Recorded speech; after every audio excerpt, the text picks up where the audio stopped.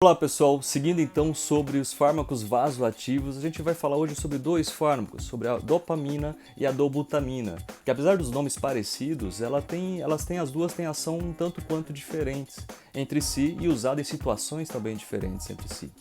Sempre lembrando, o uso de fármacos vasoativos de drogas vasopressoras nos animais em anestesia principalmente, a gente tem que levar em consideração primordialmente como que está esse paciente. A gente sabe que o paciente em anestesia ele está sofrendo a ação de fármacos, de drogas anestésicas, de fármacos anestésicos que vão interferir diretamente sobre a vasculatura, sobre o inotropismo, a força de contração do coração, que são os fatores que vão determinar a pressão arterial do meu paciente. Além disso, eu também tenho o status volêmico desse paciente. Esse paciente sangrou, esse paciente está hidratado adequadamente, são os fatores que vão determinar a pressão arterial desse nosso paciente. Em se tratando da dopamina e da dobutamina, a gente tem algumas ações, tá? Os dois fármacos são simpatomiméticos. A dopamina ela tem ação direta e indireta sobre os receptores de catecolaminas, que são os receptores alfa, beta e receptores também dopaminérgicos nessa situação.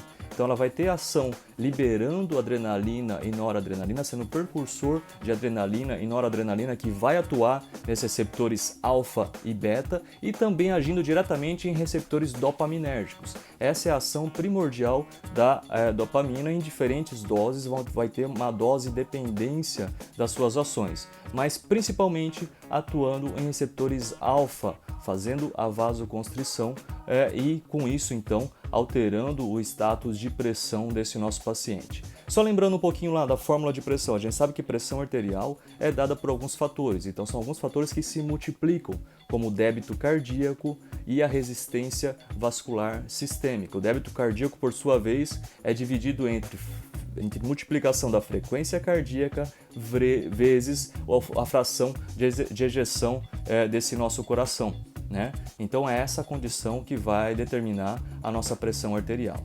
Tá? Já a dobutamina ela é um análogo sintético da dopamina, ela vai ter ação direta em receptores, principalmente receptores beta 1. Dobutamina, é assim que a gente guarda, beta 1, então primordialmente ela vai ter ação em receptor beta 1 e quase inexistente ou muito pouca ação em receptor alfa. Receptores alfa 1 a gente sabe que são os receptores que estão na parede dos vasos. E esses receptores que vão fazer a contração da vasculatura lisa desses vasos e vai então determinar o aumento de resistência e, consequentemente, o aumento da pressão arterial primordialmente. Mas, porém, então a dobutamina não é considerada um vasopressor, mas sim um fármaco inotrópico positivo, porque ele atua em beta 1 está no coração, aumentando a contratilidade desse coração. Tá? Então ele vai ser usado em situações em que eu preciso aumentar a força de contração da câmara cardíaca. Então nessa situação que a gente vai usar a dobutamina e a dopamina em situações que eu preciso mais fazer a contração de vasculatura, trabalhar em receptor alfa.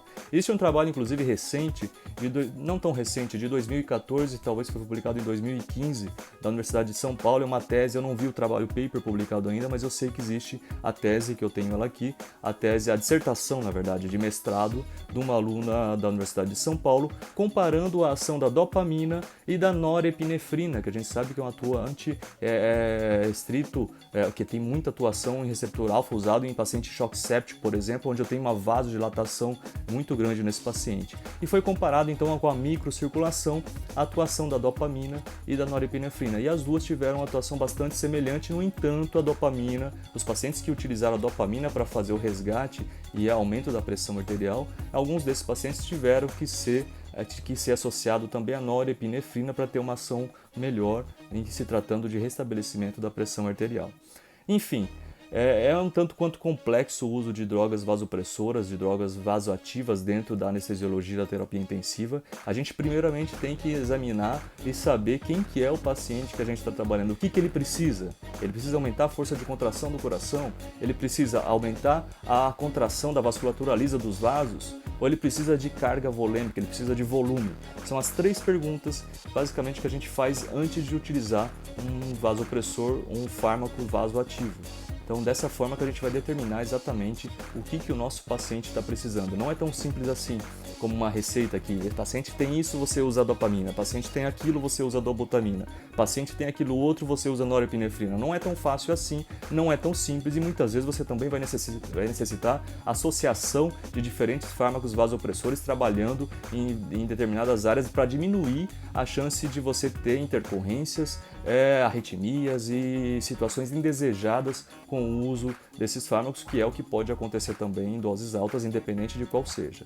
Então, a gente é uma leitura constante, é um aprendizado constante quando a gente trabalha com fármacos vasoativos e é para isso que eu tenho feito isso daqui, para poder ajudar um pouquinho e dar um start na cabeça de vocês para tentar ajudar na atuação e no uso desses fármacos. Valeu!